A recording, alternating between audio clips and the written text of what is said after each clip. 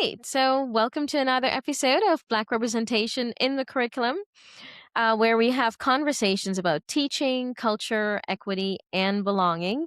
I'm truly thrilled to have our guest today, Dr. Lenora Crabtree. Um, we have known each other for a couple of years in the field, Not 5, and probably. wow. And I'm really excited to have you here from Dr. Crabtree. I know we're talking about Black representation, so. But Dr. Crabtree, it's almost, I guess, in science education, you come the closest to doing what I do, except that I'm focusing on Black narratives and you're focusing on white narratives. So I'm truly thrilled to have you here today to talk about that. And why don't we start with you introducing yourself? Yeah, I'm Lenora Crabtree. I am currently probably the work that I'm most, kind of engaged in is as a teacher educator with the University of North Carolina, Charlotte. I do that in an adjunct role and live in Durham. My background and really my true identity is as a science teacher. I taught high school science in Gaston County, North Carolina for 16 years, and then I taught in the biology labs at UNCC before wrapping up a master's and going on into working on a PhD in urban education. Um, that came out of a background in molecular biology. I had been headed to med school when my own children were born and decided to take a different track. So I've been involved in science and then in science education for a long time. Um, I am so excited to get to talk to you, Catherine, because I really feel like the opportunity that I had in the urban ed program to dive into literature and read education researchers and education thinkers, and not just folks in education, but to really be able to be immersed in narratives and research coming from the Black tradition that I had never been exposed to Hmm. um, was absolutely transformative. Changed Wow. my life, changed my career, helped me to understand students and perspectives in ways I had never before, Mm-hmm. and really gave me a deep desire to figure out how that can happen across groups that have varied identities, right? Wow. When certain narratives have been hidden, and I'm not really a hidden figures person. I think we risk what Daniel Morales Doyle calls the heroic isolate, right? I'm not It's wonderful to Mm-hmm. get stories that haven't been told out there, but we don't want that to come across as if there's these heroic isolates, right? That Mm-hmm. because this is across a broad swath of people who've been doing amazing work, amazing things, that have just been, our systems have in many ways marginalized those stories to a point that folks who look like me never learned that those histories and current realities, right? Wow. And it shapes the way we view the world. Yeah. So I'm really excited to get to talk more with you. I know we've been talking about, a lot of those different perspectives back and forth for the Absolutely. 5 years we've known each other, and I'm just excited to kind of dive into it more. Yeah, I'm excited about it too. It's so easy, I think, in our society to think that conversations about culture, conversations about, these type of conversations only belong or should only takes place when we talk about someone who is black, someone who is, considered a minority, right? Or underrepresentative. But it's one of the interesting things that I found was, you know, in my journeys to the Gullah Geechee Island, explicitly remember when I was in one library in St. Helena, I ran into a white woman who made a comment. I think it was in the library or maybe one of the events who felt like, I really want the opportunity to get to understand, more about even what took place for her, right, as a white person, so she can get a broader perspective. I'm so curious about what led you, you know, I know that you said you were inspired, but we talked about, some experiences you had that maybe led you down the road to hone in on this and to focus on this. I can go way back early on and then move forward quickly. I was actually born in Hawaii. Oh. So I spent the first 4 years of my life in Hawaii. Mhm. And then we moved to Nashville, Tennessee. And the quickest way to tell what that was like for us as children, and it's something my sisters and I are still unpacking today, Mhm. is I was talking with my sister recently, and she distinctly remembers being taken on a tour of our new elementary school. I was not yet in elementary, I was just going into kindergarten. Like back then, we didn't have mandatory kindergarten. So I was going into like a little church kindergarten, but she was going into second grade. And after they toured the school, she looked at the little older child tour guide and said, "Where are all the other kids? Where are they keeping the other kids?" Because she had never been in an all white space. And she could not figure out how all these rooms and this cafeteria were filled with people who all looked one way because that was One way completely, meaning one way meaning what? they all were white. White? Mhm. Oh, okay. Because we had never seen that before. Oh, okay. She had been in Hawaii since she was 10 months old, and I had been Mhm. in Hawaii since birth. And so for us, the world was diverse. Mhm. And then we came to a place where the schools were still segregated. Came to a Um, place where you mean? Nashville, Tennessee. Okay. So, Wow.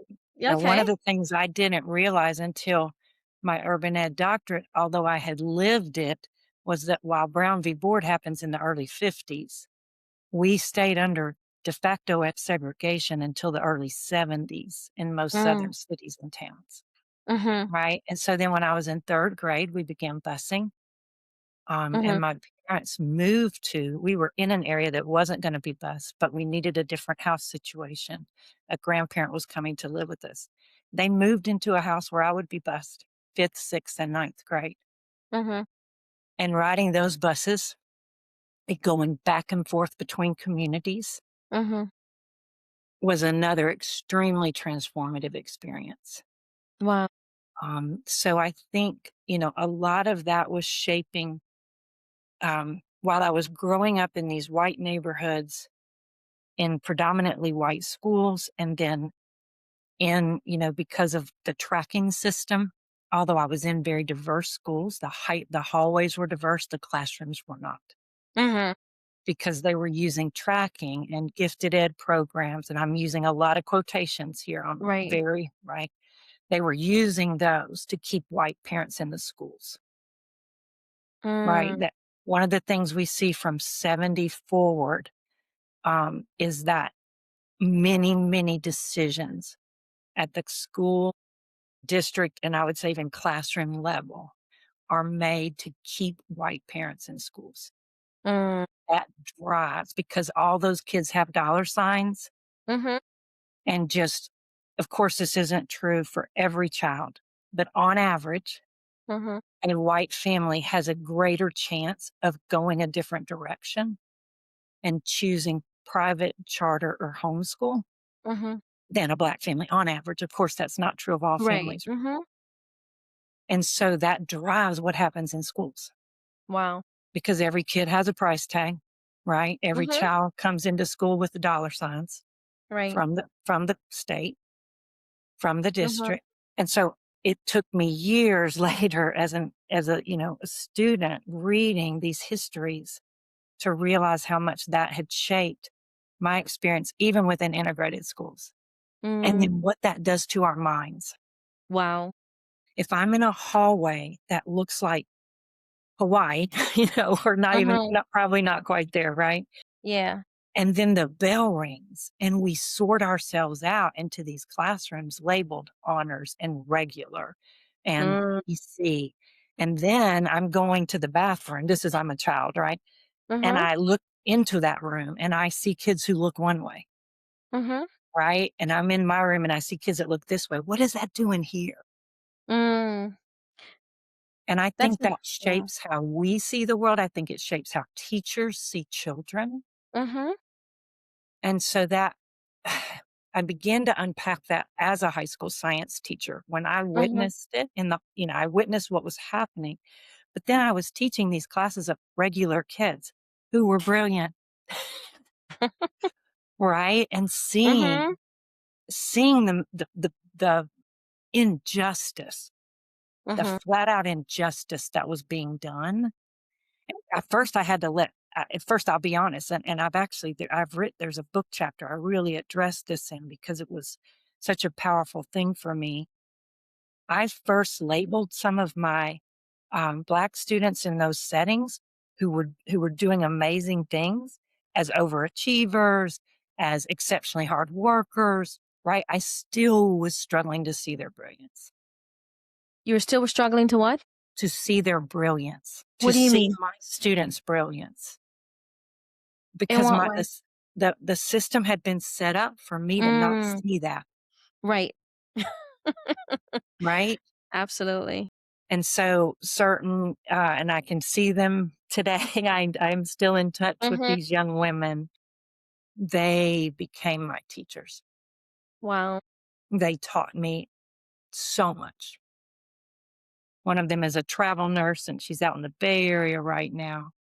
One of them is a mathematician in the DC area. I mean, these women taught me so much about the brilliance of at that and I'll just be honest, at that point it was largely young women because most of the young men, particularly Black young men, had been so marginalized in our system Mhm. that they were rarely in um, honors or AP classes. Right. They again, I can tell you the stories of the brilliance that was there. It was just harder because middle school had really, yeah. So the tracking system is a whole part of where Mhm. I begin to wrestle with and try to figure out. Right. And then in that process, I was stumbling into text and stumbling into stories like The Immortal Life of Henrietta Lacks, Mhm.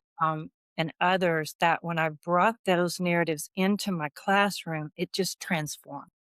Yeah. The kids wanted to talk about these really challenging issues.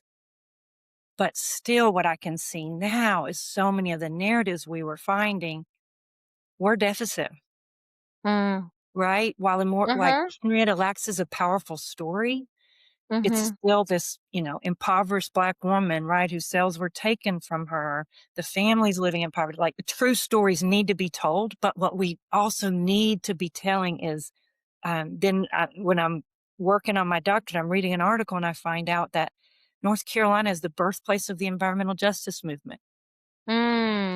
I begin to learn about what happened in Warren County in 1982 and this powerful multiracial um, fight against a PCB dump in this small farming community of Afton, North Carolina, Wow. largely Black county, largely Black, descendants of tobacco growers, right? Mhm. And that was like, why didn't I know that? How did I teach this in this state for 20 years and not know we were the birthplace of the environmental justice movement? Because those Wow. narratives are the system hides them, right? Mhm.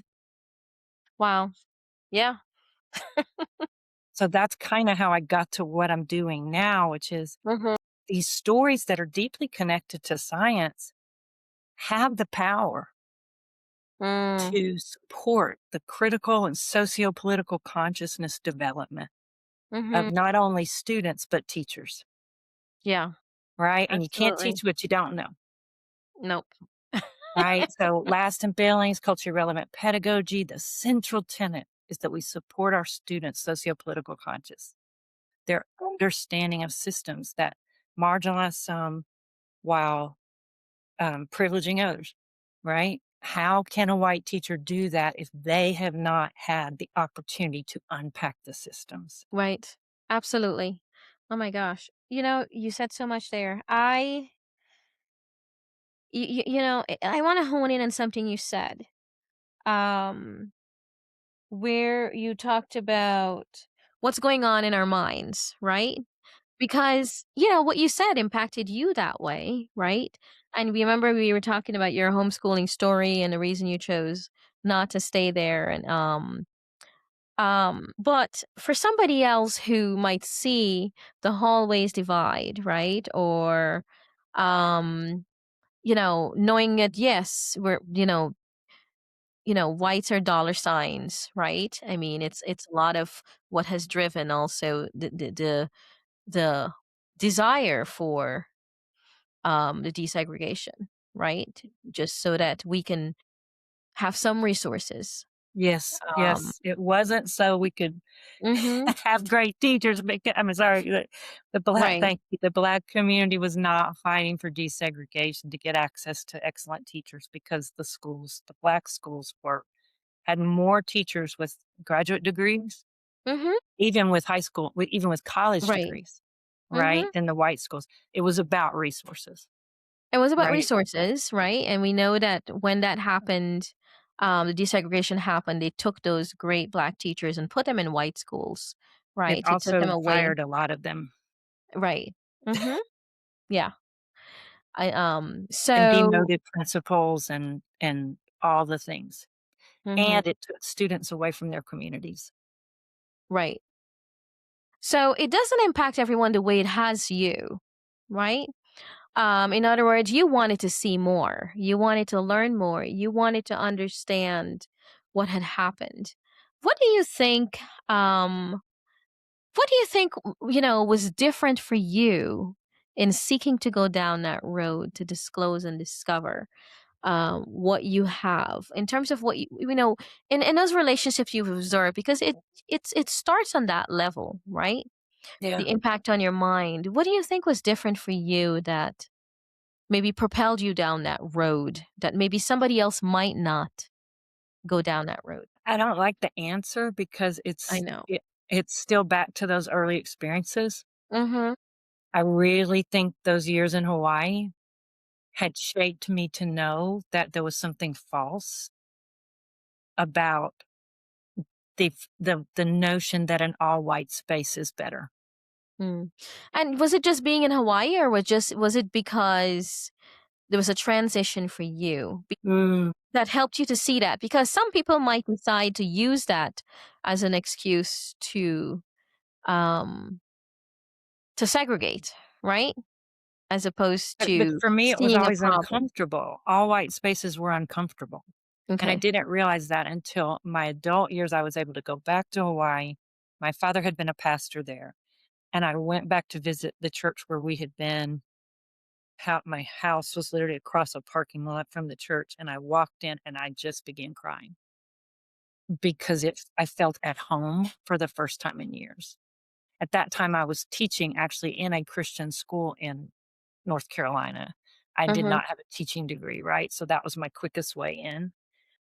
And that school was overwhelmingly white. And I could not figure out why I was so uncomfortable. Mhm. Um, and that experience helped me to understand. So the reason I don't like the answer is because that's something I can't replicate. Right? If folks have grown up in a situation where they've not had the opportunity to be in diverse spaces and Mhm. to learn from the brilliance of folks who don't look like them at Mhm. early ages, I can't like so then it's like, okay, what can we do? Mhm. Right? That can be disruptive. Right. Um, and that for me has become like narratives and stories and these Mhm. things connected to science where where we can see the brilliance of folks, and both the brilliance of folks who aren't white Mhm. and the power of multiracial and cross-racial organizing and working Mhm. together. Those are kind of the 2 things that I'm always looking for ways to support that understanding. Mhm. Does that make sense? It does. But I always have to think about the opposition, right? I always have to think about, because for me that's survival. I always have to think about current movements that may use what you say as an argument to segregate, right? Because that's kind of the argument being used. The idea that we want to keep our kids separate so that they don't get to know diverse kids and so that they don't desire justice, right? Yes. And so that they don't Yes. desire what's good for those other people. So, I mean, what's the argument for white people to actually get to know their own narratives? Like, what is the advantage, right? Because I think that's still a struggle for many in observation of how we define truth without context, right? What is the advantage and what argument would you give to those people who really need it but don't think they do? So, and you're talking about understanding white narratives and white stories as well. Right, because I think a lot of that, I think it's just very connected, Yeah. Yeah. right? Because you can't know your other people without knowing yourself. Yeah. Um, and because you focus on Black representation in the curriculum, there are stories that I've used and learned and found power in that involve Black persons, right? But then Mhm, there are also some stories that that the entry point for me was through a white person's story, mhm, right? And for me, that was the person of Ella May, mhm, who was a white female mill worker in Gaston mhm, County in the 1920s, mhm, whose children were dying of a disease that turned out to be a nutritional deficiency. I later learned that there was a doctor in the Chapel Hill, Durham area that had figured out that disease and was treating it successfully here, but that information wasn't widely known. But LMA ended up joining a strike, fighting for justice in that community. And in part, one of the things she did was recruit. She lived in a Black community. It was the only thing mhm. she could afford. Yeah. She recruited Black workers into the strike, and she was shot through the heart for doing so. Well, she was shot. She was murdered. Wow, okay. She was run down by a group of 6 white men while Mhm, she was riding in a flatbed truck with, other organizers and some Black men that they had were recruiting into the movement. yeah. The truck was run off the road. The men Mhm, advanced toward the truck and shot her through the heart wow. because she was doing that one thing that is the most dangerous, and that is cross-racial organizing, Mm, because she's at the bottom of the economic rung, right? mhm, Other Black folks around her at the bottom, and the system knows if those 2 groups ever get together, mm, that's what could topple the system. wow. The system is set up to divide. Yes, it is. And Ella Mae's story taught me that more powerfully than probably any other system, because Wow. I had lived in the county where that happened, about 8 miles probably from where she was murdered, Mhm, for 23 years at the point that I uncovered her story. mhm, I didn't uncover it. 2 books came out about it in 2016, and it was another, "Why didn't I know this?" Right? Why didn't I know that North Carolina was the birthplace of the environmental justice movement? Why mhm, didn't I know that about Ella Mae Wiggins and her murder and this disease called Pellagra and the mhm, deep impact it had, not just on mill villages, but on tenant farmers, mhm, and this entire system that was set up to say, "No, it's not the fact that we're depriving them of the funds," right, to have a diverse diet. It's mhm. their own ignorance. It's their own Yeah. stupidity, right? That's what the system was set up to do, to say about people living in poverty across racial lines, but Mm, also see this every day right now to divide us yeah. because they don't want us talking, Catherine. Nope. No, and Because there's power in that. there is. There's Mhm. power in that. Wow. I never really said this out like this, but part of my research led me also to look at white narratives from white perspectives. And not only that, to look at the way, white in power or just white people around treat each other, especially the poor. Um, For me, I looked at that because for me it was a big telltale sign of who these people were, right? Um, and especially brings out what I focus on in my book about the importance of symbolism because it's completely played out. I mean, it sounds to me like what you're saying is one of the advantage for white people really understanding these historical narratives is to make sure that it doesn't get repeated, Mm, right? Because we see it being repeated. We see the same thing being repeated now.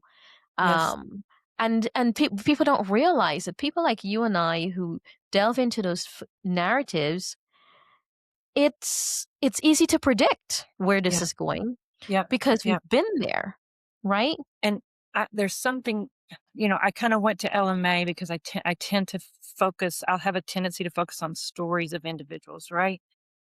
But there's another narrative that's even deeper that I know kind of connects with our work because both of us have been very interested in how race was constructed, right? Because we Mhm. both, as scientists, we know this dominant narrative, particularly in the biological sciences, Mhm. that even though now most biologists can like voice it's a social construct, da da da da, da, Mhm. there's still this underlying, so much biological research is done where you look Yeah. at black people and white, like all the things, right? So as I began to really look at that, one of the things I have been very, I don't know what the right word is, challenged by, deeply moved by is, and it's hard to talk about because to say that white folks have experienced harm and trauma, I think is it's a tricky line to walk. Mhm. So just know that, in saying it, I'm just gonna there's a lot of things we don't have good language for, right? And this is one Yeah. of them. There is a loss, I think. Okay, so there were a group of people who came from places like England, Mhm. right? Anglo-Saxon, we kind of, right? Who had that identity. But most other people that we now think of as white were not viewed as Mhm. white Yep. initially, right? So Mhm. we know the Irish, the Yeah. Italians, anyone who was Jewish, Mhm. well up into the middle of the 20th century, right? Mhm. And we Yeah. could go on. Scots, like we can just like list them, right? Mhm. German, Eastern European, so Slavs, Mhm. Russian. You think that's a lot of groups, right? Mhm. So Yeah. they come in, and we think of them like in New York City, right?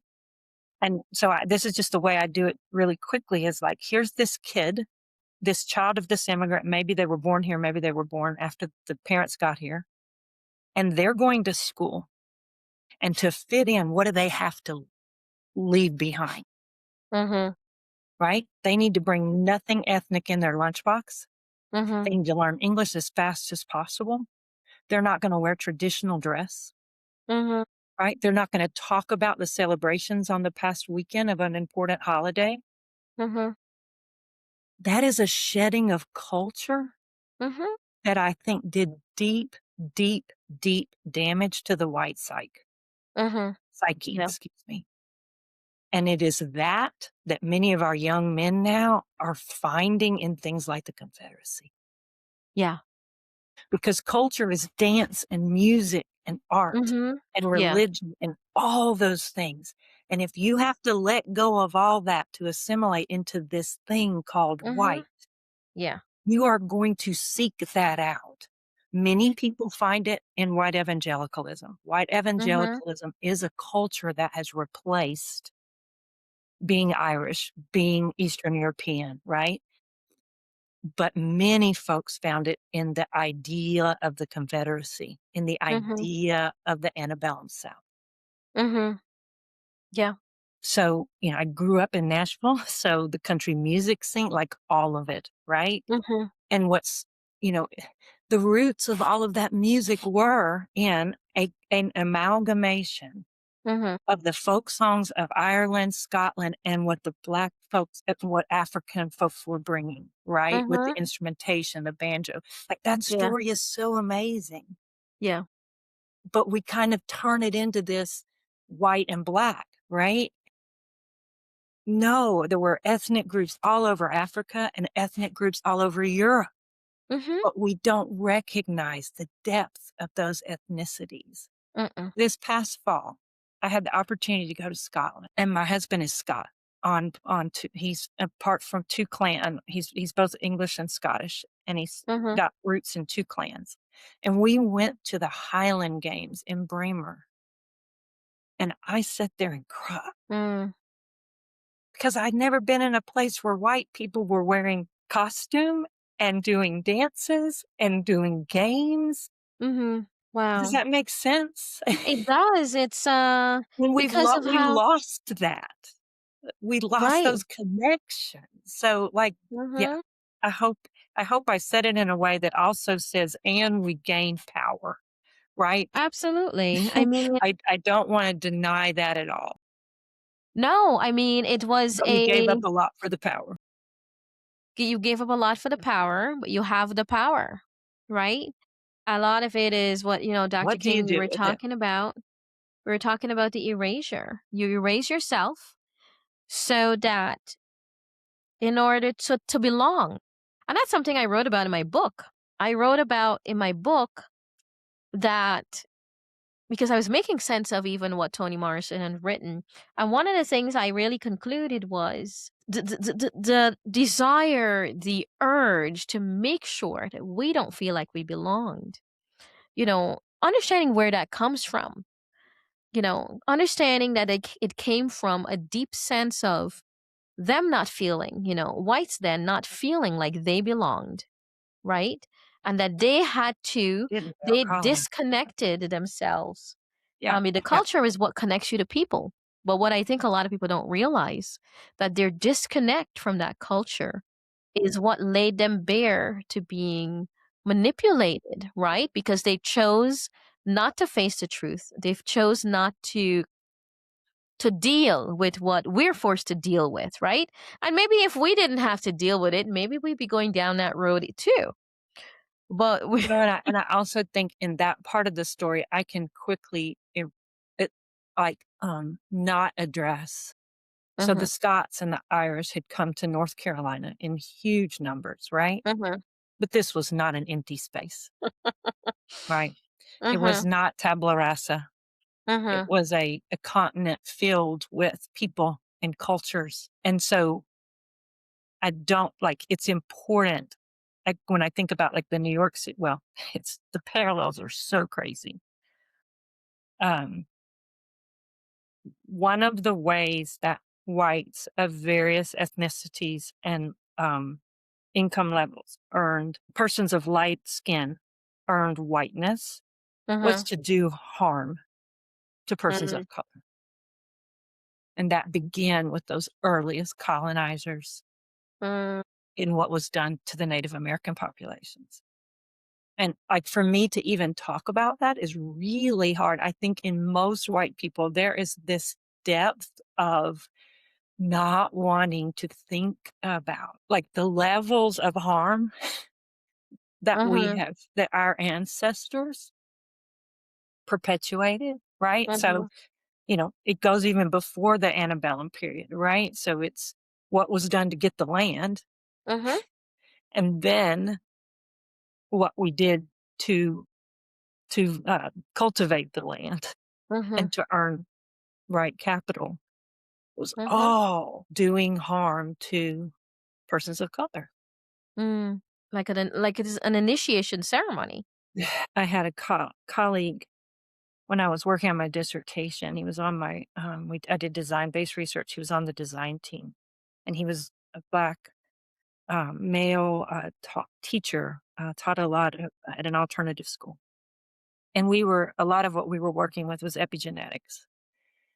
And we were looking at a lot of the epigenetic effects of, deprivation from food, trauma, all of that. And he brought up multiple times, what are the epigenetic effects of having enacted harm on others? Mm. He I said, I think about that cannot too. believe, he said, I know we keep focusing on what has been done to the Yeah. groups that were harmed Mhm. and how that is embedded then in the DNA and passed Yeah. on. And he said, but the doing of the harm is Yeah. itself traumatizing. Mhm. Absolutely. And I always felt like we didn't flesh that one out enough. It's a lot easier. I was working with an all-white group of teachers. It is a Mhm. lot easier to talk about, "Oh, wow, look how these folks were harmed," right, from nutritional deprivation, etcetera. Mhm. It is much more difficult to bring up what are the epigenetic impacts on white people who enacted that. Mhm. Absolutely. But you do see it all the time. At least I think about it quite a bit. Um, because there's a conversations I've had with people, and my family is very diverse. And my husband is white. Um, and I've dated different guys too. And part of the conversations that have come up in the past was me really having conversations with people and saying, seeing how they even think about the women in their lives. I have had those conversations because, I grew up with my mom. I haven't had, you know, the I haven't had the opportunity to develop a certain way of thinking because of how I was influenced. I grew up with my mom and my grandparents, and so I'm close to them. And so my husband is the opposite. He grew up with his dad. So could you imagine? And so the other guys I've met too, a lot of them, grew up with their both parents, but you see the influence of their fathers and impact on perspectives. And so these are conversations I've actually had in relationships where I tell them, have you ever had a conversation with your sister to see her perspective? Because, that outcome you're describing does not come from that rosy outcome you're describing, right? And so I get to see on a different level how personalized the impact is on what we bring to society, right? We like to post this picture about forefathers, right? This rosy picture because it's the goal idea was people were building a symbolic structure, right? Because with a symbolic structure, you can control people, right? White Because patriarchy. what's that? The white patriarchy, Right. Um, and the deep ties too to religion in there. mhm. And you get to see that those actions, they were passed down. Those are learned actions. So I think about this quite a bit. What did you learn from your ancestor that allows you to treat someone else poorly today? Um, And you're reminding me, I shared just a few minutes ago about some of the young women in my classroom, in the early part of the 21st century, and one of the things I realized much later that they were showing me was a lot of the ideas I then found in Black feminist thought when I mm, began to read bell hooks, mm, Audre Lorde, Patricia Hill Collins, The mhm, Matrix of Domination. It's mm, three-dimensional, right? It's mhm, not this simple schema, and that those young women had learned that from their mothers and grandmothers and other mothers, right? mhm, And they had that Black feminist thought ideals, and this white woman coming from a Southern Baptist, extremely patriarchal background mhm, did not have that perspective. I pushed mm, back against, feminism and all those ideas. I was very much raised that that was of the devil. Um, mm, mm, and so, yeah, just realizing how they had been showing that to me, right? mhm, And then reading it, that was again another whole like, I remember reading some of those texts like, "Why? Why did I never was I never exposed to these mm, texts?" Right? You've referenced mhm. Toni Morrison several times. For me, it was Audre Lorde and Patricia Hill Collins, just Well, earth-shattering, I know that, and then looking at what happened in the feminist movements in the '70s and '80s, and still that tendency for white women to deny, their sisters of color that true equality. Right. Because they benefit Proximity to white men. um from that. I know one of my good friends, she's white, and that's a conversation we've had, over the years, seeing the contradiction of behavior because she's learned to not value herself as much. And I'm not talking about, and I've noticed this, but not just with several white female friends I've had. I still have that. This comes even from their own mothers. Very much Where so. they're what's that? Very much so. Yeah, this come even from their own mothers, where they get to see their mothers not value them as much or value their brothers more. And so it does something to their self concept so much to the point where, I look at them do these contradictory things where they say, they're really stressed because, what their husbands are doing, but then they do the thing that facilitates it. And then they're really upset. And I'm just thinking, yeah, I like, okay, I don't quite get that because I And I've don't do found that it happens even when your husband is not a domineering or it. abusive person. Very true. I remember the other day I did something that was stupid, just had to do with booking an airline ticket and, yeah, I made a change and then it wasn't refundable. It was just a dumb move, right? Where, Uh-huh. um, and I wanted to talk to my husband about it. And I literally remember saying out loud to myself, and he will not berate you or denigrate you. I had to remind myself of that. And he Mm, would, and when I told him that, he was like, Where did that come from?" Because he never would have, right? mhm. But it Right. is so in my lived experience of what it means to be female Yeah. that we do stupid things with money, and that is deeply embedded in my home experience. Mhm. Again, although my father was not abusive, it Mhm. was something that was very strongly conveyed in our household. Yeah. And so I think it's fascinating to see how many of us continue to live and tell ourselves, have these self narratives Mhm. that even though we may be now married to people who do not have those, like, they're not Yeah. saying that, right? I know Right. some women are experiencing that, but even those of us Mhm. who aren't, Mhm. the the words are still there, Yeah. right?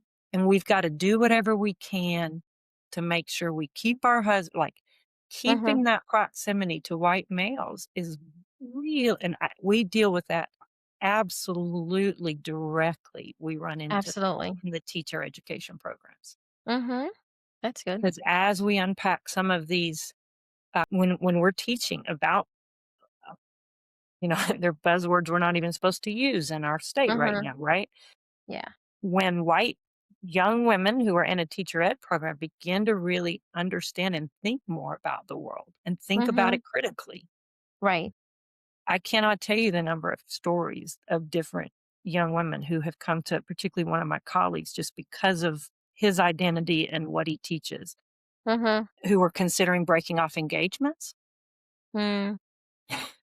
right? And they're wrestling with it and they're trying to figure out. And I think it's a real challenge for white women. Mhm. I could How imagine. much do we confront? And then for me, so I have 3 white sons Mhm. and 4 white grandsons. And how do I participate in raising males who are going to be different people? Right. Yeah. I wrestle with those ideas all the time. I think it comes up a lot because, you know, the conversations we have, even with things said, I think that, and again, it's not because, our men don't mean well, but it's like the chicken and the egg, which came first, right? Your perceptions, influenced by these ideas that are passed down, and because it's so visible to me, I have to point them out.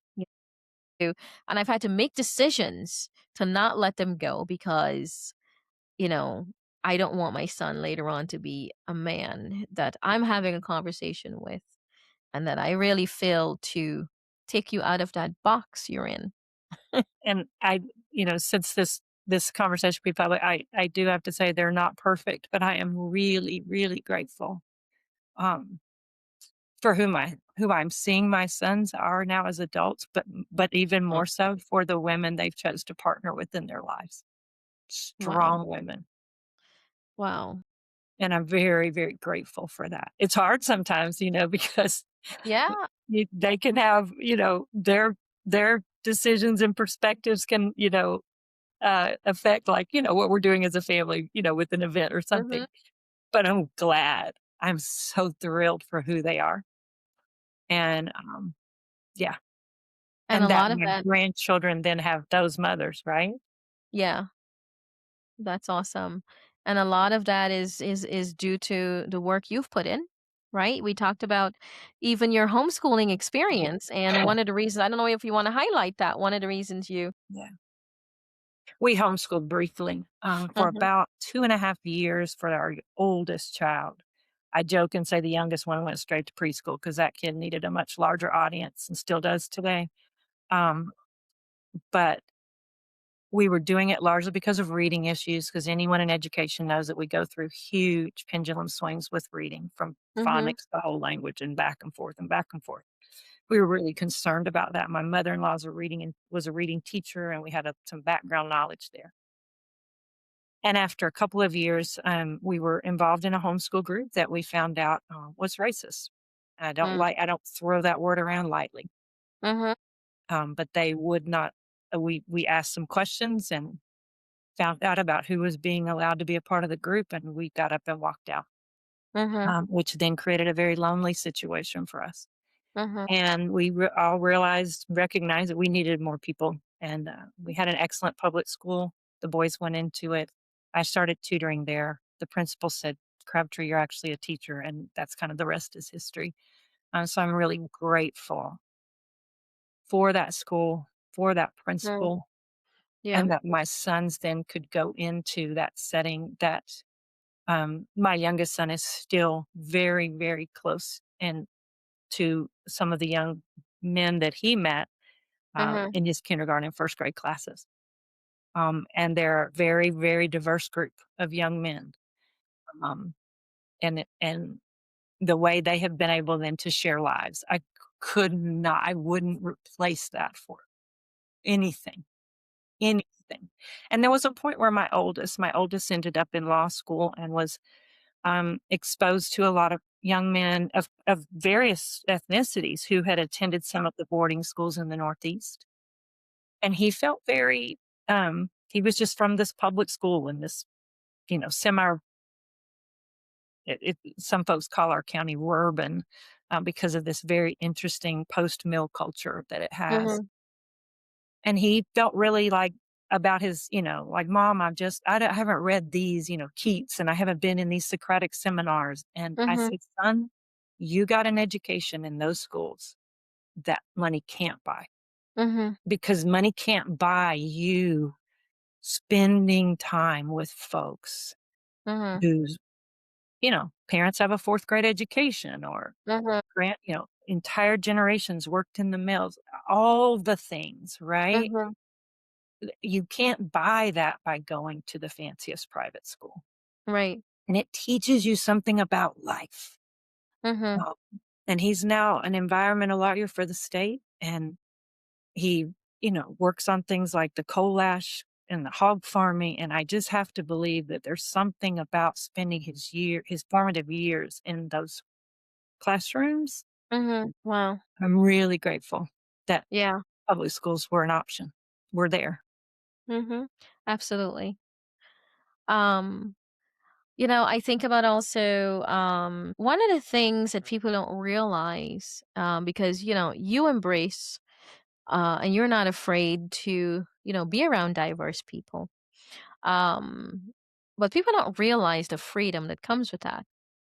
People don't realize that, More. I know, the people don't realize that a lot of the strong feelings and reactions are really indicative of what is controlling them, and what kind of holds them in like an internal prison. because you're not free to be you. You're defined by that thing you hate. And oftentimes, those are people I've observed that don't take responsibility for their actions, don't really, that it's other people's fault, that it's their fault, that they're doing this. It's my fault that because they have, I don't have. Right. And that there's a lack of freedom that comes from thinking that way. Um, but one of the biggest things that I've even observed was a challenge for a lot of people to not only think that way, but also to even free themselves, right? To take control of themselves or their own lives. Um, because for them their solutions are so external. Whether it means that they have to hurt someone or respond to some way in some way to someone. But I say that to say that I was mentioning this on my last podcast that I I introduced some students. I introduced students from all backgrounds to Brené Brown's work. I introduced him to their TEDx on really, shame and vulnerability. You know, Powerful. yeah, because a lot of it is driven by that shame. You know. That's fascinating. You were talking about freedom and liberation, and, it reminded me it's actually a passage from a Brené Brown book, Mm, and I need to figure out exactly which one it's in, but she was quoting a young woman named Jen Hatmaker, okay. who's one of the there's an entire it's called ex-evangelicals, folks who've come out of the white evangelical tradition, and she talks about how hard it is to take the first steps out of a monocultural community, Mm, and that it's terrifying.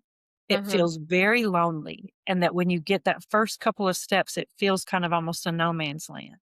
mm, But if you keep going, you will find yourself in the richest, multicultural, multi-perspective milieu of, life, mhm. and that has been exactly my experience. Wow. Yeah, I recently had guest Dr. Joyce E. King. Mhm. This is on education for liberation. Did you say Joyce King? Yes. Who wrote, shoot, sorry.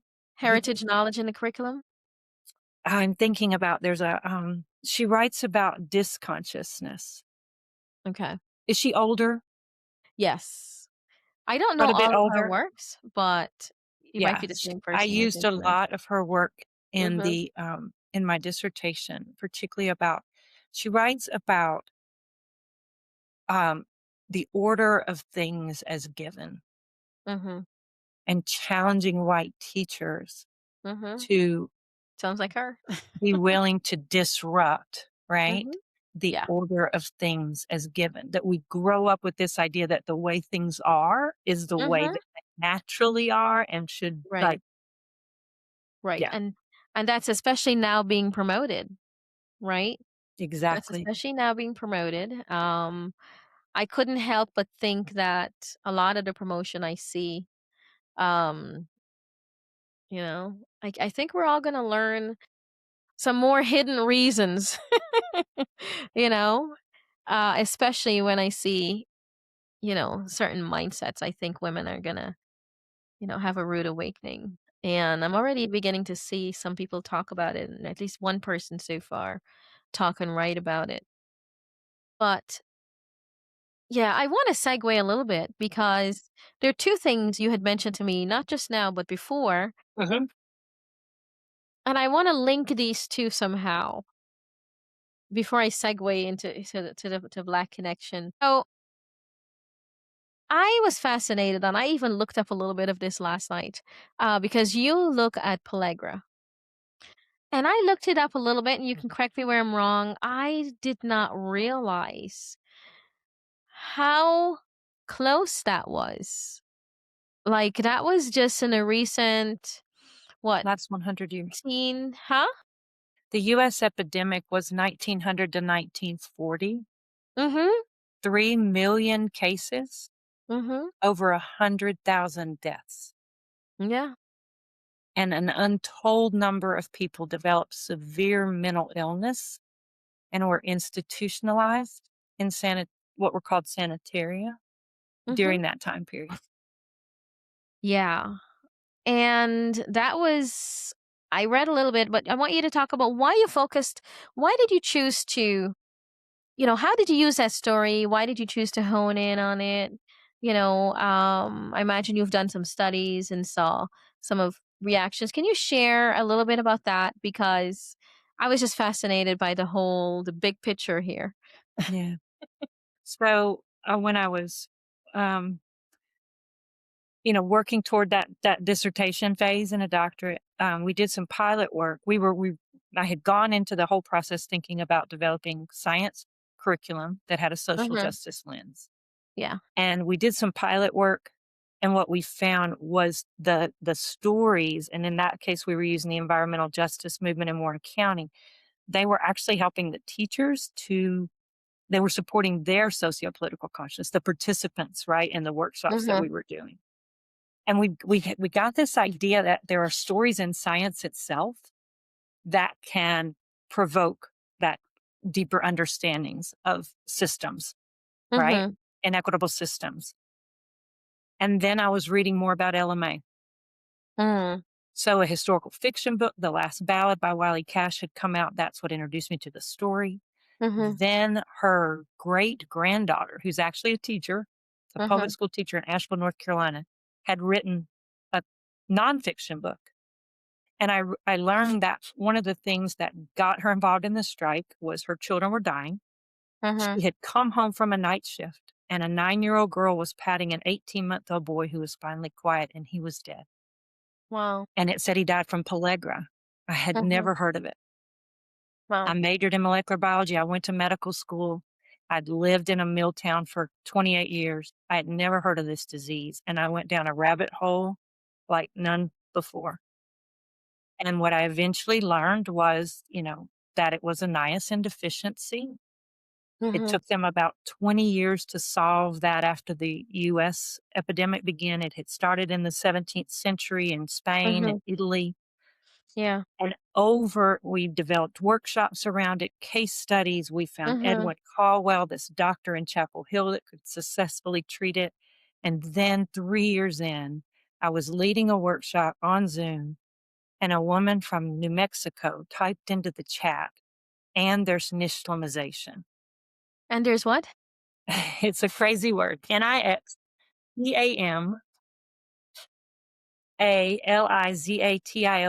What it is the way that folks with indigenous heritage learned centuries, millennia ago, to Mhm. process corn. Mhm. If you boil corn in an alkaline solution Mhm. to prepare masa, it takes the niacin that has been bound up in what's called the pericarp, these fibers, and releases it so the human gut can absorb it. Mhm. The indigenous never got pellagra. Mhm. They taught, so Mhm. that spread through the eastern woodland Indians into what we that grew up in the South know of as making hominy, Mm. because you boil corn in wood ash. Yeah. So that process was taught to the colonizers, right? And Mhm. until the early 20th century, that would have been what was practiced on these small farms. Mm. And then you had a well, in Europe, what you had was the conquistadors came and got corn. They found corn when they came to Mexico and Mhm. Honduras and Guatemala, right? Yeah. They took corn back and they didn't take the wisdom of how to prepare it. Mm. They ignored the indigenous knowledge of how to prepare corn. Right. That sparked the disease in Europe. But in the Mm. US, we had a collision of the mill towns where you Mhm. didn't have time to grow your own food or make hominy, the Mhm. tenant farms where you were incentivized to grow nothing but cotton, Mhm. which you can't eat, Mm. and a process where they were degerminating the corn. It was an early form of food processing so Mhm. that it could be shipped around the country from the Midwest. And that collision provoked this epidemic. Mm. And then discovered in being asked to teach about it in Durham, and it was there was actually a Jewish Hungarian immigrant public health service doctor who began to figure it out. His story Mhm. is very prominent in the literature, Joseph Goldberger. Okay. If we read Polly Murray's work, we find out that their grandmother developed it, Mhm. and they called for a doctor down in Chapel Hill that people knew could treat it.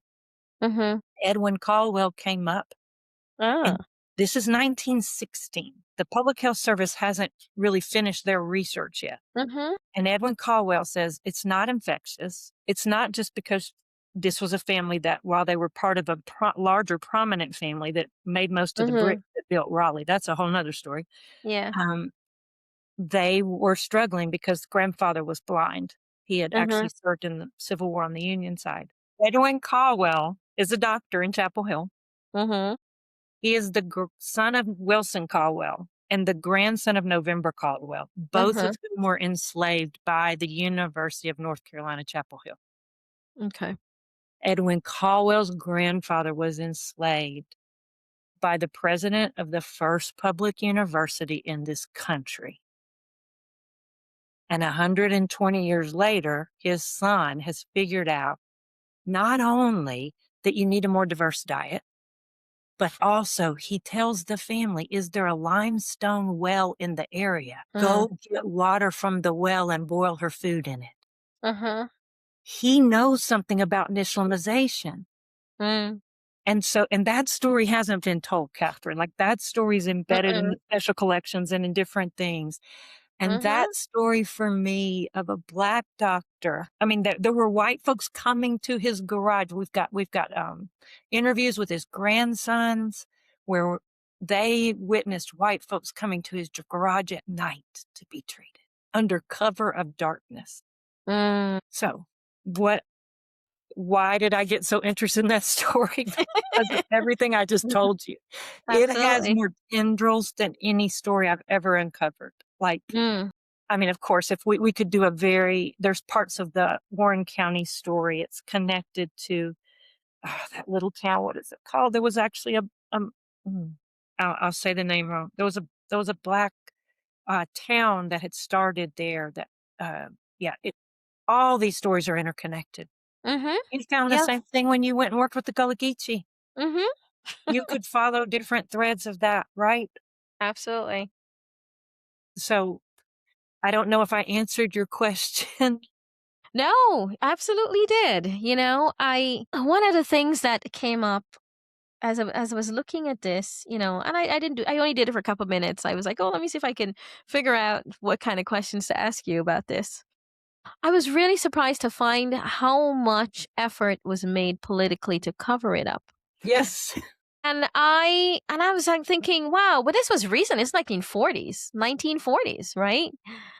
And so, The most of what that time period of the deep, like, resistance by the political, like, the mill owners, right? mhm, The folks who owned the larger what were still essentially plantations, right?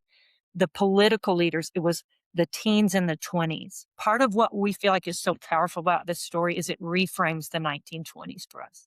mm, The 1920s in the South is not the Great Gatsby, flappers, and it's not even the Harlem Renaissance, although that's a very important part of the 1920s that needs to be taught in our schools, right? mhm, But in the South, it is a period of extreme deprivation mhm, that I think has epigenetic links to the current diabetes crisis. mhm. And that's a whole nother story. Yeah, that's a whole But nother there's an story. amazing deprivation that happens because of a socio-political economic system Mhm, that was working to keep white and Black folks impoverished mhm. and ignoring indigenous knowledge. And the sadness about that is that will continue to happen as people play into the hands of that type of deprivation, not choosing to educate themselves. Because I could imagine back then the shame associated with them.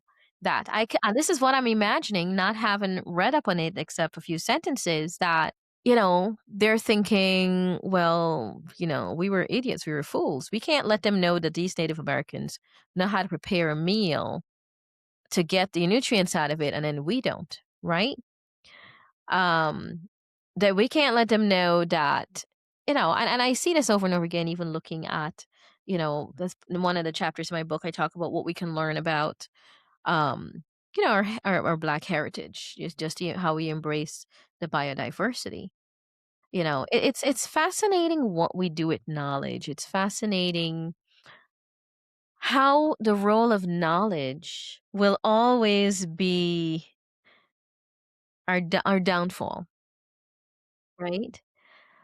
Knowledge is for, like Dr. King said, knowledge of your culture will be always be for a liberation, but for those who want to control you, um, you know, there is that drawback in how we frame knowledge here. Like for example, it's not knowledge for knowledge's sake. It matters who this knowledge comes from because the role of symbolism is so strong, right? The role of symbolism trumps everything, Right. right? Trumps the need to know, trumps the need to learn, the need to free yourself is like people would even rather be controlled. Um, if it means that a symbolism prevailed at a cost to themselves, I mean, that's my thought. Yeah. You're making me think about biologist Ernest Everett Just. Mm, Are you familiar with Dr. Just? yeah.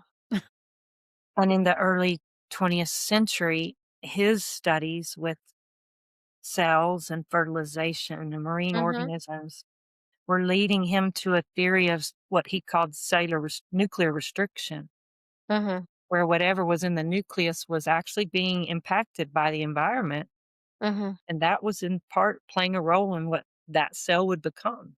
mhm, But the people with the power in cell biology mhm.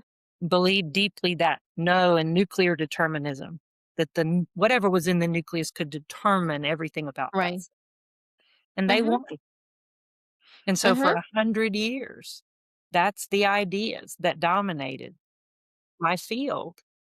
And then in the 1990s, this new understanding, new, see mhm. those, Yeah. of epigenetics, right? Supported air. And so I could just see that because as a black man, he knew what it was like that his destiny, that he was Mhm, not fully, right, in mm, control, that he yeah. was restricted by his environment.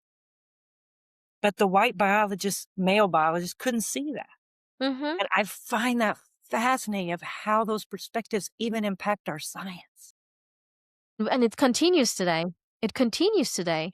There are ideas that I've been working on. I can't get. There are papers I've tried to publish and that have been on review for 3, 4 years. There's almost a prevailing thought that if something is supposed to be original, it's not supposed to come from you, right? It's not supposed to come from us. And so what people would rather do, and that's also one of the reasons I had stopped submitting certain things, grant stuff and, whatever it is, because I started feeling like, wait a second, it just is not making any sense. Are people just looking at it for the ideas and rejecting it because the reasons for rejection, it became for me, it became more clear that when I see the dance around knowledge and dance around certain ways of thinking, that it has to come from someone else and not me, apparently. And so that's how I approach my work. Okay, so it has to come from someone else. Okay, I will do whatever I need to do. But I also started seeing as some of the patterns, someone like Just. I started seeing that a lot of his work, was more acknowledged. Almost like what's his name? Oh my gosh, he's famous. Almost like you have to go overseas. He did. Overseas, and you That's have what he to, did. you know, He because left Howard and spent the last 20 years of his life in Europe. I did notice that. I didn't know his full story, but I suspected that that was the only way he got some Very much sort like of. James Baldwin, very much like, That's what I was thinking of. Marian Anderson. They could not bring forth that full excellence, right? Mhm. Within this highly restrictive setting. Right, because knowledge is not supposed to come from us. And that will keep us behind. I don't think people realize that because they can only see the immediate benefit. And the symbolism is so strong. Amazing, right? Symbolism is so strong. You can't even get yourself to do the right thing. Very true. And it's harming, I think, I may have mentioned Heather McGee's work, The Sum of Us, one of the most, and I was thinking about this before I read that book, but what you're talking about right now, our rejection of knowledge from folks who do not fit, right? Whatever it is. Mhm. In this case, often white, male, patriarchal. And then today, even I would add to that evangelical, right? Christian, Judeo Christian, Mhm. stuff that doesn't come from there or that is designed to harm others that don't. It harms all of us ultimately. Mhm. We are all harmed, In what right? way? Because not everybody believes that. We look at Pellagra, Mhm. everyone was harmed across racial lines, right? Across cultural lines, right? We look at, as Heather McGee writes so powerfully about, filling in the swimming pools across this country to not have to integrate them. Beautiful public swimming pools. Mhm. And not Yeah. all white people could afford a country club or a gated community. And so they literally went without a pool for their own children to cool off in the summertime so that their children wouldn't have to swim with. That's the way she introduces the book. And it's such a powerful, and it's not a metaphor. It's a reality, Yeah. right? Yeah. And it harms everyone. And again, it's one of those things that's hard to talk about Mhm.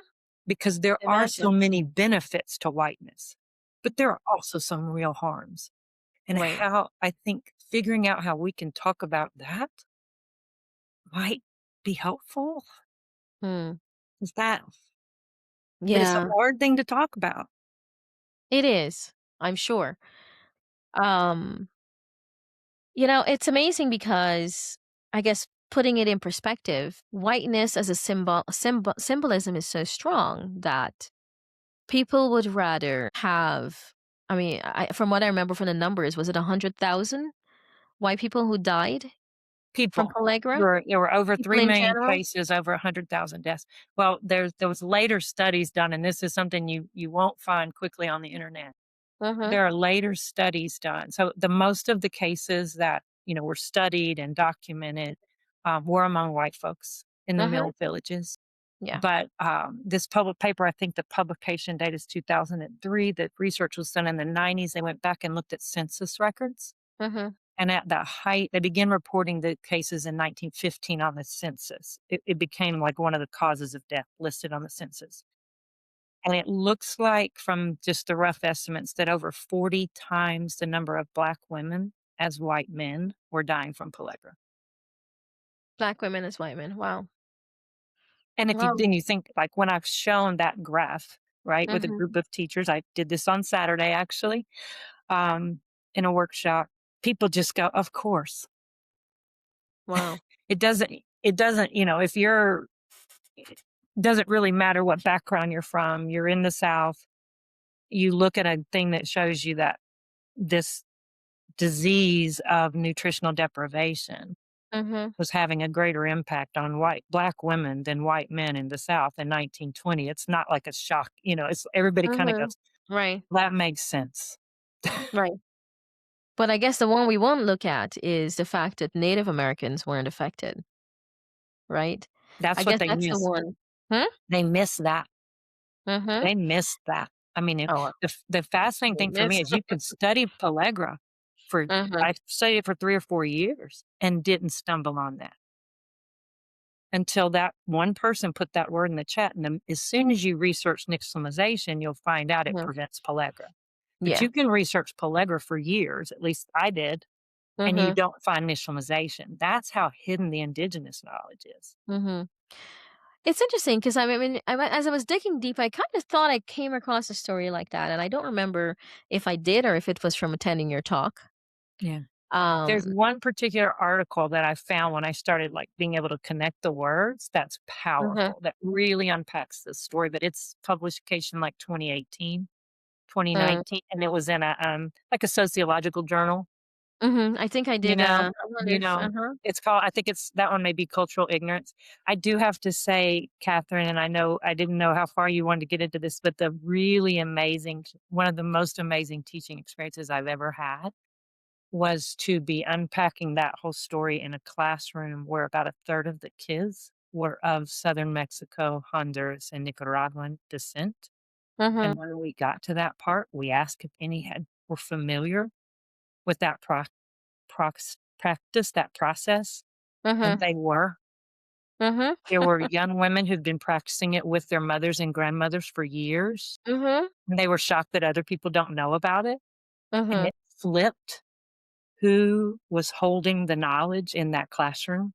mhm, And it was our newcomers, our multilingual learner. It was an amazing, and so any teachers who wanna talk more about that, um, yeah. yeah. And then, like, Edwin Caldwell's story we had already brought forth, right? And Mhm, so the Black students in the room, and these were students in Durham, right? And so mhm, they had made that connection, and it was mhm, just was really powerful. It was just it was challenging, I think, for a lot of the white students to deal with these kind of disruptions. But as we say that, I really want to say that I believe this generation of students is our greatest hope. mm, When I walk into classrooms today and see the various cultures, ethnicities, languages, mhm, ways of knowing and being represented in one space, right? mhm. I deeply believe those kids will be able to help us find solutions to create a more just and equitable world in which all of us can thrive. And that is my hope. I I wish I shared your level of optimism because I've observed the extent to which symbolism is such a stronghold. And the strings of symbolism is usually in a form that people with the best of intention tend to underestimate, and never see it coming because they, what's the word? They treat that with, I guess, with a similar. They're more positive, right? Whereas I'm more skeptical because I've seen the repetition, and they are more, and I guess we see it even in today's climate, right? They're more. And this is the word I was thinking. They give each other the benefit of the doubt, which is not a bad thing. But perhaps when it comes to the role of symbolism, maybe it's to a fault. What I do believe is, hmm? I hear you. I hear you. I know it will not be quick. I know the Not without a the fight. arc of history is long, but I do believe with Dr. King that it bends towards justice. I hope so. And I think that varying things that are happening, one of which I heard from a teacher in Durham in early December Mhm. about sitting in a middle school classroom where half the students are not there and the Mm. other half are shell shocked because they are faced with the very vivid reminder that their fellow classmates are afraid to come to school right now. Mm. And I think that that experience combined with I'm learning alongside, Mhm. right? Those experiences can shape young minds. Mhm. I was in a classroom before I left the high school classroom, and it was the day that, registration cards for the next year come up out, right, Mhm. Yeah. And in our school, they were brightly colored so the kids would remember them and they wouldn't get lost in backpacks and all of that, and they Mhm. were out on the desk, and I was hearing all these conversations going on, and something told me that that day's lesson was not gonna be anatomy and physiology, and I shut my door And I said, okay, guys, because they kept talking, I could just hear all these things. They weren't talking about what we were actually working on that day. Yeah. And I said, okay, I'm going to take a quick survey. Those of you that are sophomores and juniors, how many of you are confident that whatever you check off your boxes on that form for next year, you're going to get in those classes and be fine? I said, okay, how many of you are anticipating a battle, a fight to get the classes and to be in where you want to be and what you know you want to need to do? Mhm. Not okay. Catherine, you raise your hand. And everyone in the room, it was no one could have denied like Mhm. that. And I I said, suspected. does anybody want to tell their story? Mhm. And these young women, and again, it was almost all young women because what had already happened to our boys, Mm. don't even get me started. Mhm. They told their story over and over of having to fight to take honors biology, having to fight to get into calculus, right? And I realized the power of what was happening was their white classmates were in small groups working with them Mhm. and knew their brilliance. Mhm. Like Yeah. we were a collaborative learning class, right? Mhm. And I think that did something in the brains of the white kids in that room Mm. to help them see this isn't a meritocracy. Mm. It's not, I've been working harder, they ain't.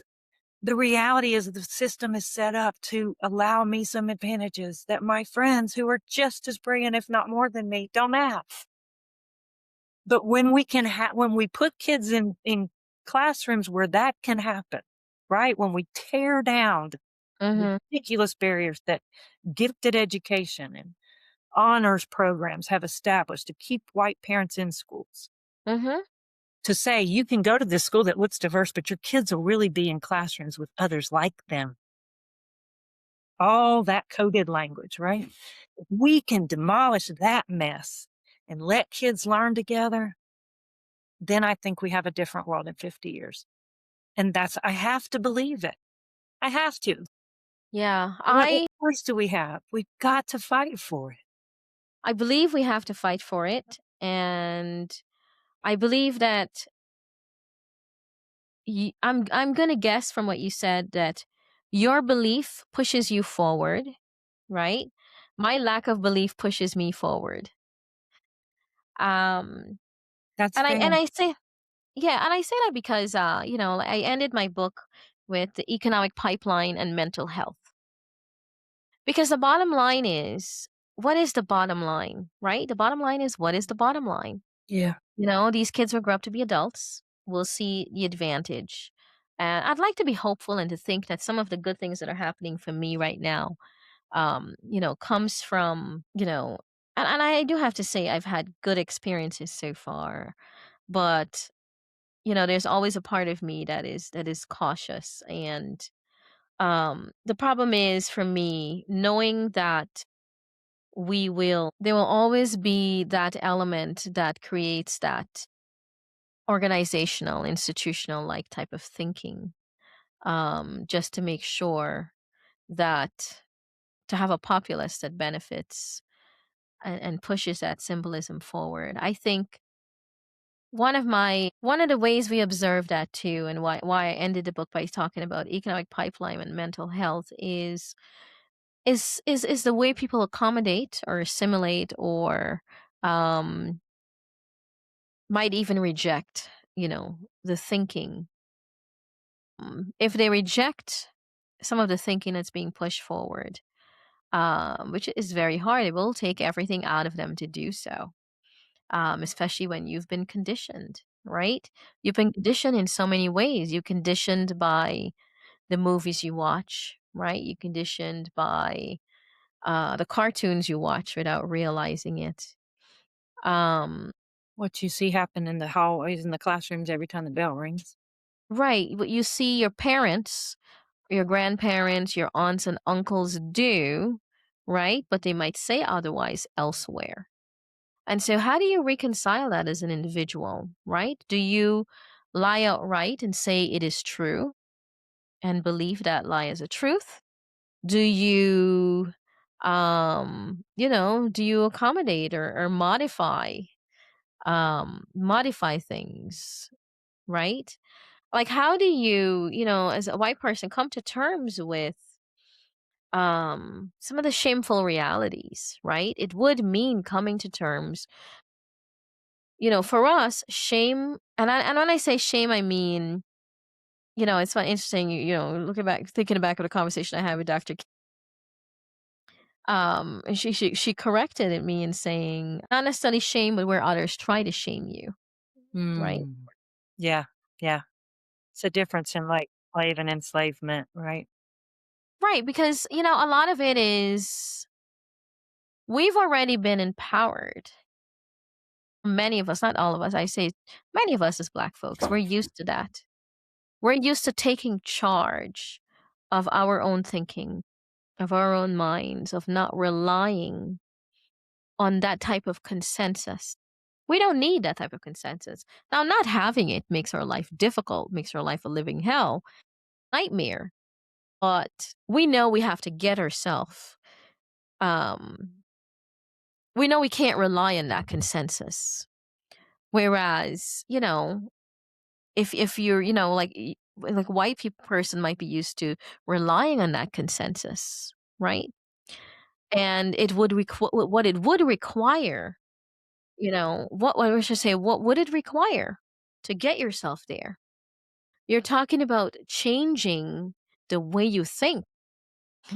And that means changing everyday thoughts. That means, are you going to change your conversations? That's an uphill battle because, that comes from a deeply personal place. And so I have to think about, as a Black person, where am I going to bear the brunt of the fact that there's still a great benefit for many to keep things the same? Yeah. I hear you, and yeah, yeah, there's two big things that are rolling around in my brain right now, and one of them is that given the degree of polarization that we are now experiencing, and this was not true 15 years ago, but given the current degree of polarization, I think one of our greatest challenges is gonna be that for many white folks to actually, as you said, allow their minds to be changed, right? To make that shift will require they leave communities, and that Or was not the case 15 years ago. Now the divide is so stark that it actually requires often folks leaving a church or leaving a club, leaving a like these collective groups, right? And that's harder. You're right. That is harder. I'm also thinking though about Carol Anderson's book White Rage and mm, her tracking through those 5 times of backlash, right? mm, Black advancement and backlash. Black mhm, advancement, backlash. We are yep, obviously now living in the 6th one, mhm, which followed within a year and a half after the racial reckoning that came about after the murders of Ahmaud Arbery, Breonna Taylor, George Floyd, right? We are living in the backlash mhm. to that period. And I it's pushing me. I wanna go back and reread that book now because, we're in that 6th one. She writes about 5. 2016 was a backlash to the Obama presidency, and then you track, Mhm, 4 others. mhm. Wow. Are we maybe I wanna find out. I Mhm. really wanna even I'd love to I'm tempted to just reach out to Dr. Anderson directly. Are they getting shorter together? Are they being more compressed, right? Like, there's this thing in me, like, will I live to see a better time? I don't know, but I do what I do because I want my grandchildren to live in a different time, and not just my grandchildren, but the children yours, Yeah, right? And right, like, absolutely. it's what keeps me in the work. I mean, there's a part of me that, I'm an adjunct now, right? I'm not on a tenure track. I'm not whatever, but I can't quit. Do you have a curricula that you share out? Mhm. We've on developed, Pellagra? and I did this in conjunction, Dr. Monica High, earth science teacher in Charlotte, and I Uh-huh. wrote a case study, an interrupted case study Uh-huh. of the Warren County story. Uh-huh. Um, and so we share that with teachers, and I'm happy if anyone reaches out to share that. It's told through the lens of a seventh grade girl Uh-huh. experiencing it in her community. And then as part of my what I the way I tell the Pellagra story most frequently is through an interrupted case study. It is also a chapter in a justice-oriented phenomenon book. There's a curriculum and New Vision Schools uses. So there's multiple places where that story is being told, and then it probably needs to be a book or a podcast. And I just got to find the time. Absolutely. Yeah, absolutely. That I'm happy to share. We've housed those in folder, but teachers are welcome to use those materials. Others are welcome to explore them. I'm always happy to talk with folks about. We've just found those to be two powerful stories um, Absolutely. that And science whatever. educators and others can use. Mhm. I think there's a lot of power in transdisciplinary work. Absolutely. Very hard, a lot of hard work, but yes, a lot of power. Whenever we get out of those silos, whatever they are, Yes. silos of culture and ethnicity, right? Silos of religion, Mhm. right? Silos of disciplinary studies. Mhm. When we get out of those and we reach across, we always find that power. Wow. So, as always, any last thoughts you want to? I mean, as always, I want to say, as always, I really always appreciate our conversations, and I do remember a conversation you and I had years ago. I'm not going to bring it up because that will lead us. I'll have to remember to Yeah, if ask we you if we that. get into Well, yeah, yeah, um, yeah, I would love. We didn't even talk about the social construction of race. Like that's a whole nother ballgame, right? I think I don't. I'm sure you have a diverse listenership and viewership, and I don't know how many white folks will listen. I hope some. And I guess just if I had like a mhm, last word, it would be that diving into really looking at a lot of this stuff is hard. mhm, It's hard. It is not easy work. And again, I don't want to in any way um, minimize the difference between that trauma and the trauma that others have experienced. Right? I'm not. It's hard, and mhm, and the natural tendency then is, whoa, I don't want to go there.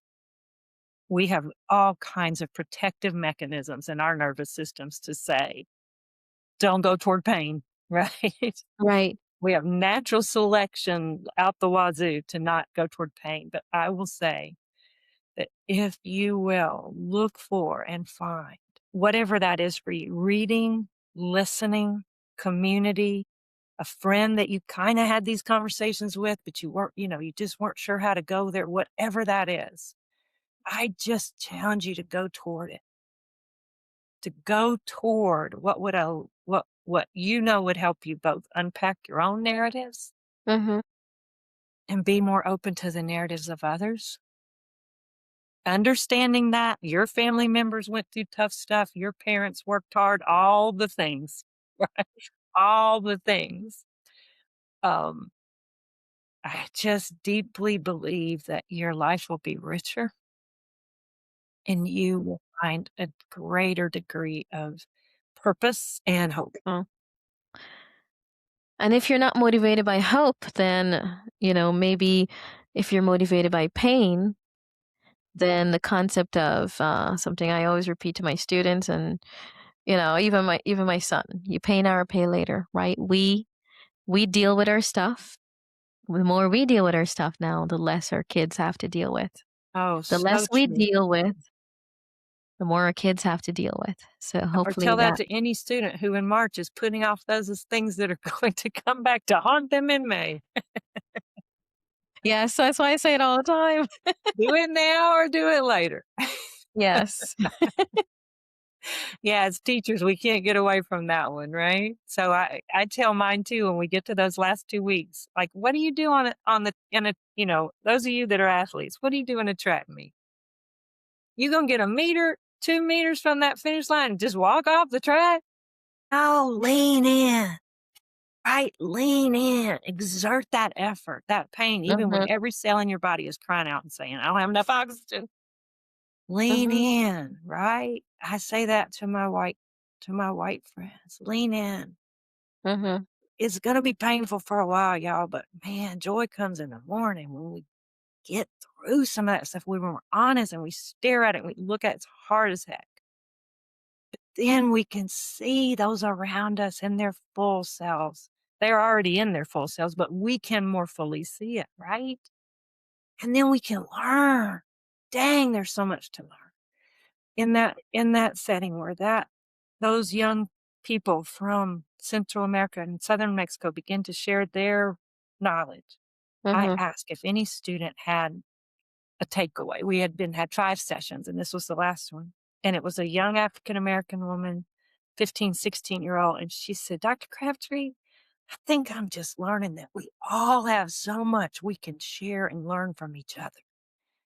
We'll just listen." wow. Wow, we'll certainly have to continue this conversation. I know we can talk on forever, but I've I enjoyed really it. yeah, I did too. So thank you so much. Thank Been you for what terrific. you're doing. Thank you for the work. Oh, thank you. So if you like this episode, please subscribe and like so you can be alerted for the next episode and of Black representation in the curriculum, conversations on teaching, culture, equity, and belonging. Thank you.